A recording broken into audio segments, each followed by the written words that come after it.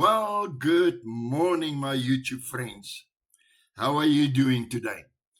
I am excited to be with you this morning, and I would like to just share with you a couple of things. It's an exciting new year, and things are happening this side. We're excited to start this channel. I am excited to be with you. The focus of this group or this channel is to make disciples, to share disciple making principles with you. But this morning, I would like to talk to you about transformation, not just spiritual transformation, but transformation in every area of your life that you might like to pursue this year. We make plans every year to start something new, to do certain things. And yet, by the end of January, we find ourselves in trouble, not having been able to stick to the plan. But so this morning, I'd like to talk to you about that. So very welcome to each and every one of you. So, but people often pursue transformation in different areas of life, each shaping their goals, their growth, and in unique ways. Some focus on personal transformation. Like I said, seeking greater self-awareness, emotional resilience, or healthier habits. Others aim for spiritual transformation, and that is where I would like to concentrate this year, is that spiritual transformation, to be changed into the image of Jesus Christ, seeking greater alignment with the Word of God, deepening our faith, our values, our sense of purpose, communication, or build just healthier communities, spiritual communities. Some embrace societal transformation, working towards justice, sustainability, or collective change. But together, these pathways reflect the diverse ways humans strive to become more aligned with who they want to be. So praise God. We would like to just look at this, and we want to look at pursuing transformation. So in 2026, transformation can be pursued across multiple dimensions of life. Each category offers both an internal growth and a focus on personal, spiritual, and emotional change, development. And then also it will have an external impact, which has a focus on our relational, our professional, and societal change. Praise God. So let's look first of all at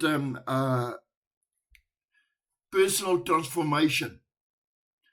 The focus there is on growth in character, our habits, and self-awareness. Such examples would include developing emotional resilience through mindfulness, breaking unhealthy patterns that we may have in our lives, like procrastination or negative self-talk. And then also it includes some building healthier routines, exercise more. This is a new year, to sleep and get proper rest, to look after our nutrition. Well, I know I'm in trouble there because I don't eat properly. But anyway, praise God. Then we also look at spiritual transformation. The focus being deepening our faith, our values, our sense of purpose. Examples like that would include strengthening prayer or meditation practices on the Word of God, getting the Word of God inside of us. Amen. This year, being disciplined, exploring sacred texts in the Word. I'm not talking about Eastern philosophies. I'm talking about word-based scriptural searches, scriptural growth this year. Looking for guidance from God, looking to hear from God this year. And then also living out values like forgiveness, humility, or compassion. The third one is professional transformation. How are we going to change this year? The focus being advancing our skill set, our careers, vocational fulfillment. Many of us need a change. We need to change our careers. We need to change our professional path that we are pursuing.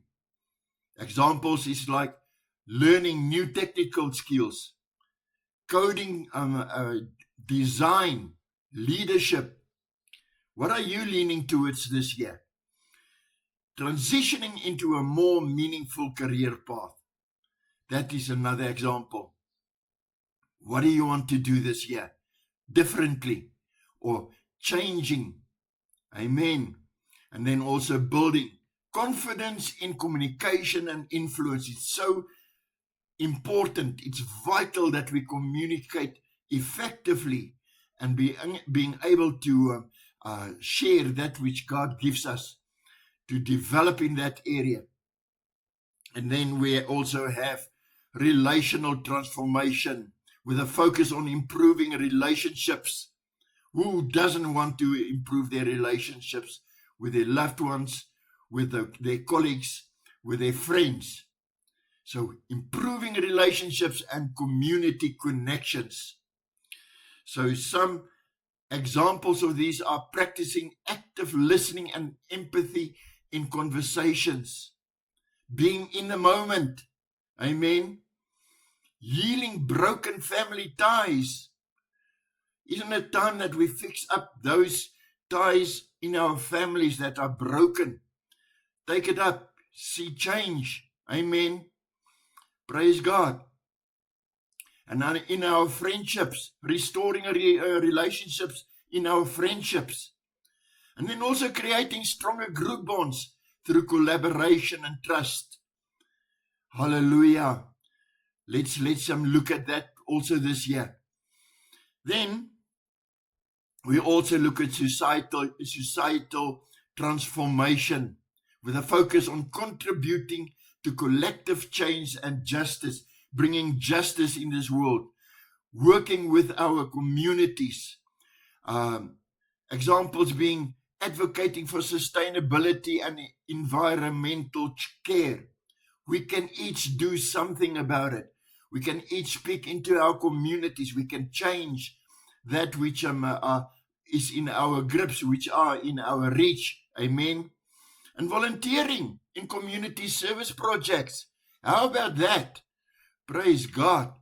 Let's get involved as believers, as Christians, and then promoting equity, inclusion, and reconciliation. Praise God. So the concept of transformation in the Bible is deeply rooted in the work of God's Holy Spirit.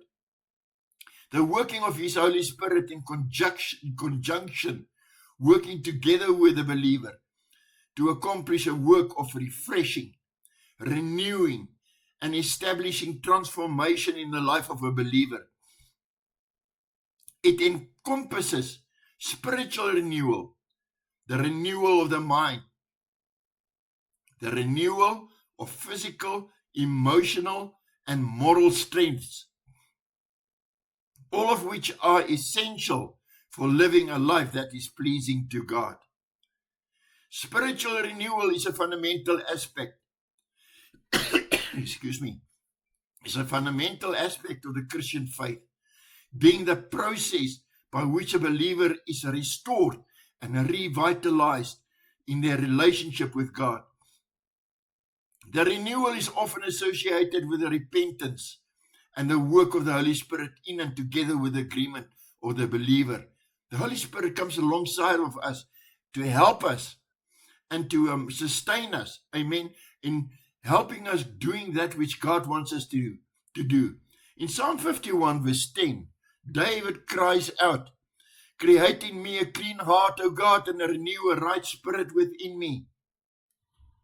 This plea not only highlights the need for divine intervention to restore one's spiritual vitality, but also points to the believer submitting to change with the help of God by the Holy Spirit. Amen. Let's lean towards the Holy Spirit. Let's trust Him to guide us and to give us the ability to create in us a clean heart, to renew a right spirit within us, so that we can be instruments in His hand. So let's commit to renew our mind. So the renewal of the mind is a critical component of Christian transformation.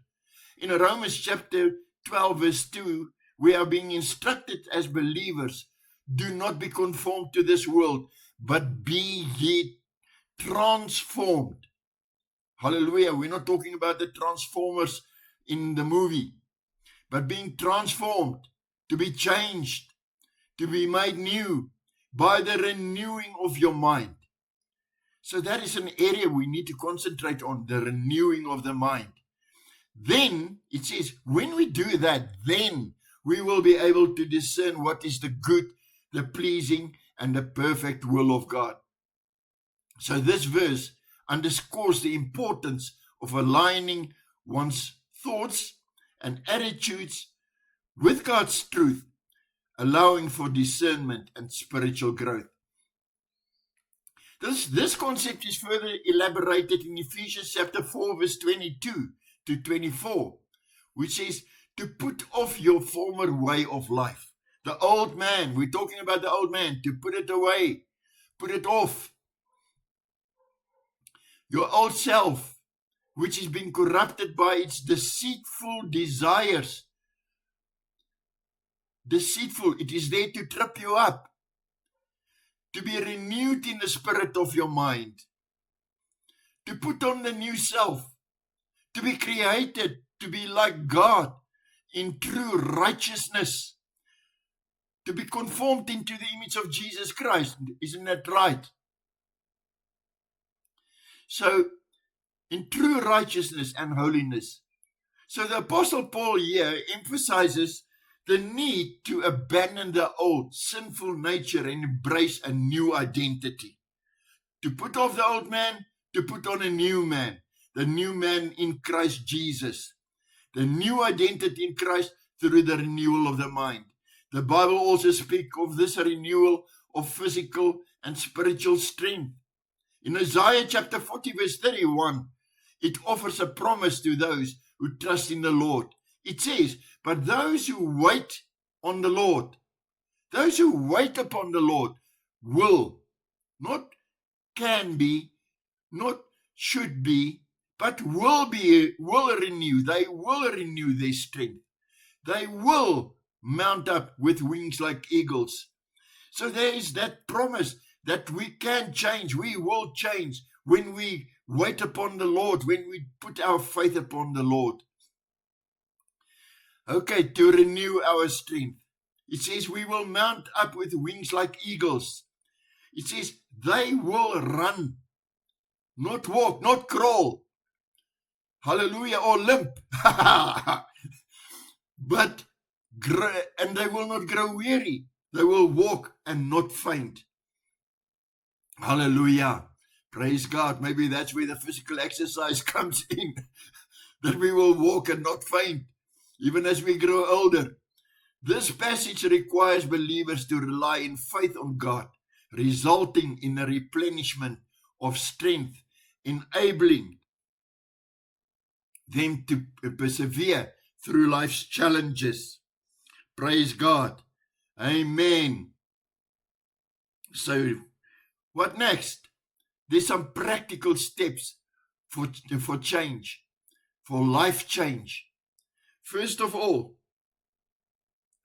we've got to clarify our why. That is something that we need to do. Why are we doing this? We need to reflect on that truth. Reflect on what really matters to you. What is your values? Why are you doing it? Why do you want change? Amen. Make it clear in your mind. What is your passion? What is your long-term vision? Do you have a vision? Do you have a short-term vision of what you want to accomplish this year? Then write down a personal mission statement. Write it down. Put it on the wall. The Bible also talks about that, but we won't get into that today. Write down a personal mission statement to guide your decisions. Then we need to set SMART goals. These are things that are all known, but let's just go through them and see what it means and how we can actually, how it will help us to accomplish that this year. So set SMART goals. Your goal should be specific, the SMART. It should be specific, it should be measurable, it should be achievable, and it should be relevant. Relevant to you, not relevant to somebody else, what other people want you to do. And then it should be time-bound. How are you going to do it within that time? Okay, so the example would be, instead of getting healthier, which is a vague term, I want to get healthy this year. Hallelujah, that's a fantastic goal to have. But aim rather to say, be specific. Be specific. Let it make it measurable and achievable. Say, for instance, I'm going to walk for 30 minutes 5 times a week. And then we start small and build momentum. Change doesn't require massive leaps. Small daily actions compound over time. Committing yourself, build consistency. Form healthy habits through daily practices. It is in the consistency that you build good habits. When that habit is built, they say it takes about 21 days to make change. It might be like a car running uphill, pushing the car uphill for 21 days. But after that, the habit has been formed in you, and you start to enjoy it. The consistency has been built. The habit has been established and has been cemented into your life. Hallelujah. So keep that in mind. And then let's build not that one. That one. Develop healthy habits. Prioritize your sleep. Make sure you get enough sleep so you are refreshed in the mornings. And exercise to fuel your energy. Hallelujah. Replace negative routines with positive ones. For instance, swap doom scrolling. Stop doom scrolling. We're always looking for something new, something wonderful on Facebook. Scrolling, and we keep scrolling. They call it doom scrolling. Before bed. Stop it before bed. And replace it with a reading. Getting into the Word, reading your daily scripture, reading the Word of God. And then cultivate relationships with people who are supportive. People you can put around you who would encourage your growth and development. Find somebody. Amen. And if you don't know anybody, just search. Try and make contact in your community, in your church. Hallelujah. Invest in friendships and mentors who can challenge and inspire you. Praise God. Then practice self-reflection. How do you do that? By pausing regularly to evaluate your progress and take corrective action to get back on track. Use journaling. Start a journal as a tool to help you track and keep an eye on your emotional mental shifts. What's great about journaling is the fact that you can always go back and be reminded of the things that God dealt with you at that specific moment in time. And to remind you of His promises, things that God spoke into your life. So use it. Use journaling. Get yourself a book. One with a lock or something on it. It's yours. You might want to share some personal stuff on there. But keep an eye on your emotional and mental shifts. We don't need criticizers. We need collaborators. We need people that will come alongside of us to help us. Amen. So use your journaling tool. Amen. And as a Christ follower and believer, meditate on the Word of God and trust the Holy Spirit to help you effect that change. Praise God. Then, stay adaptable. Remember, life's change often will feel uncomfortable. It's never going to feel comfortable. Making that change, and it might tire you down, and it might be like a drag to do it, to get into the Word, maybe, for this year. Maybe you haven't been able to study the Word of God like you should. Daily spending time with the Word of God.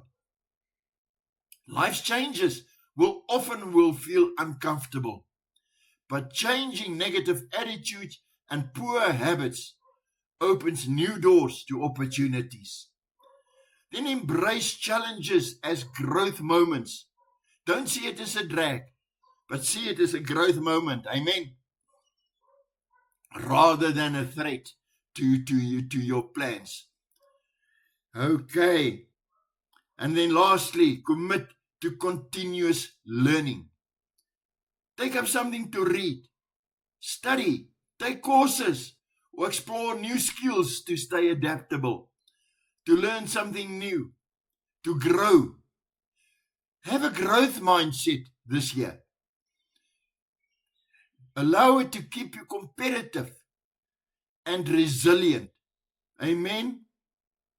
So to effect real change in your life, remember to start small. Stay consistent and align your actions with clear goals. Break big ambitions into manageable steps. They always say, how do you eat an elephant? You eat an elephant by piece by piece. You break it down into smaller goals. Amen. So break it down into manageable steps. Build supportive habits. Have people check on you. Amen. And regularly reflect to adjust your path. So how do we overcome the risk of failure? How do we lower that risk of being feeling like you are failing, that you are not able to keep to it? So if you feel overwhelmed from big goals, all these big goals that you have, then break them into smaller steps, as we mentioned earlier. Then you might have the fear of failure. Reframe mistakes. Your mistakes that you made in the past. Use it as a learning opportunity. Avoid isolation. Don't sit in a corner. Don't isolate yourself. But build accountability with friends. Build accountability with somebody you can trust. And or with groups, church groups, people, your life group, your accountability partners. Amen. And then resist inconsistency. Use trackers to remind you to stay on course. Hallelujah. So, how do we change? To effect real change in your life, start small. Stay consistent. and align your actions with clear goals. Break big ambitions into manageable steps. Amen. Build supportive habits and regularly reflect to adjust your path. Hallelujah. Praise God. So, big versus small change. The best case scenario. If you want big change, then big radical change can be accomplished. You might have fast transformation and clear breaks from old patterns. The negative side of taking big steps like that is that the risk of burnout, and it might be overwhelming. The best use case scenario for that is major life shifts. So your career change, relocation to another area, just making big change in your relationships maybe. Praise God. But another approach has got much better results. And the approach is small, consistent steps. The pros that we have in that, it is sustainable and it builds habits. It is less intimidating. It's not so overwhelming. The con side of that, the negative side of that, it is slower. And it becomes evident over a longer period of time. It's a slower, visible progress that you will see. So, the best case scenario for that is long-term lifestyle improvements, like your health, mindset, and relationships. Praise God. So, take note. Let us remember, courage isn't the absence of fear. Courage is the mental or moral strength to face fear, to face danger or difficulty with determination and resolve. It's all about acting despite of fear, not in the absence of it. Amen. We've got some scriptural perspectives that we can cover quickly as well. So, first of all, in Joshua chapter 1, verse 9, we see God speak to Joshua. We can have courage through God's presence. He says, have I not commanded you? This is God speaking. He says, have I not commanded you? Be strong and courageous. Do not be afraid. Do not be discouraged. For the Lord your God will be with you wherever you go. When your situation seems overwhelming, take courage. Know that God is on your side. Anchor yourself in this truth. Courage is not self-generated. It flows from confidence in God's abiding presence. In our application, when we are facing new responsibilities or transitions, courage means leaning on God's promises rather than on personal strengths. In Psalms chapter 27, verse 1, we see courage through trust, trusting in God. It says, the Lord is my light and my salvation. Whom shall I fear? The Lord is the stronghold of my life. Of whom shall I be afraid? The anchoring truth being courage is rooted in trust. Trust in God. It is both, God is both our protector and our guide. How do you apply it? You apply it in moments of fear or in uncertainty, knowing that God is your light and your salvation. God will come through for you. He's made it available to you. Amen. Courage is choosing faith over anxiety, declaring that God is greater than any threat. Hallelujah. Then thirdly, in Deuteronomy chapter 31 verse 6, courage through God's faithfulness. We can take courage through God's faithfulness. It says, be strong and courageous. Do not be afraid or terrified because of them. For the Lord your God goes with you. He will never leave you nor forsake you. Anchoring truth there is courage rests on God's unchanging faithfulness. God is faithful all the time, and all the time God is faithful. How do we apply it? Having courage means stepping forward even when outcomes are unclear. Trusting God's consistency. Be strong and courageous. Do not be afraid or terrified because of them, says the Lord. For the Lord your God goes with you. He will never leave you nor forsake you. Amen. And fourthly, 2 Timothy 1 verse 7 says, courage through the Spirit. He speaks about courage through the Spirit. It says, for God gave us a spirit, not of fear, but of power and of love and of self-control. We can anchor ourselves in that truth that courage is empowered by the Spirit, not by human willpower. The application that we have is courage shows up in a daily discipline. Love, bold witness, fueled by God's Spirit. Hallelujah. So, in conclusion, motivational quotes that we can look at.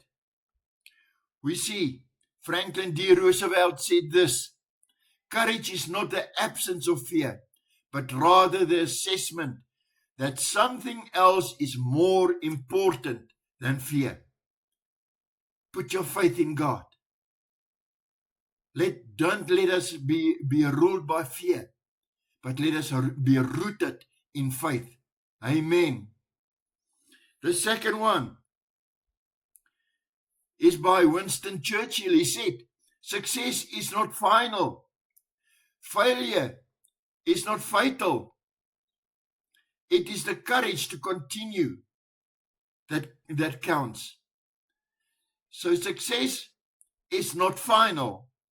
Failure is not fatal.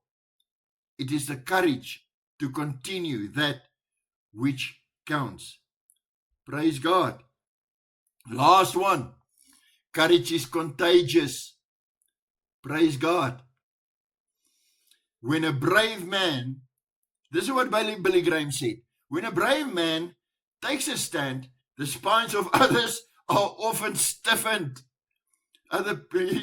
It causes others to get all tight and aggressive and all tight and resistive. Amen. So when a brave man takes a stand, when you take a stand, that speaks about you. When you take a stand as a brave person, you are going to ruffle some feathers. Hallelujah. The spines of others are often stiffened. I love that. Praise God. So praise God. We thank God for what He has shared with us today. So, my friends, if you like this video and you enjoyed it, please click down below the like and subscribe button. And then also remember, I'd like to connect with you. This is not just a preaching session. We are planning to cover disciple making principles that will be effective for you, that will help you. Praise God. And I would like to connect with you. I would like to know more of what you think and questions that you might have. And yeah, please leave a comment and send me a note of advice if you have some ideas of how we can improve this channel. This is I'd really appreciate it. But put it down in the comment field at the bottom. Praise God. So, in finishing, let us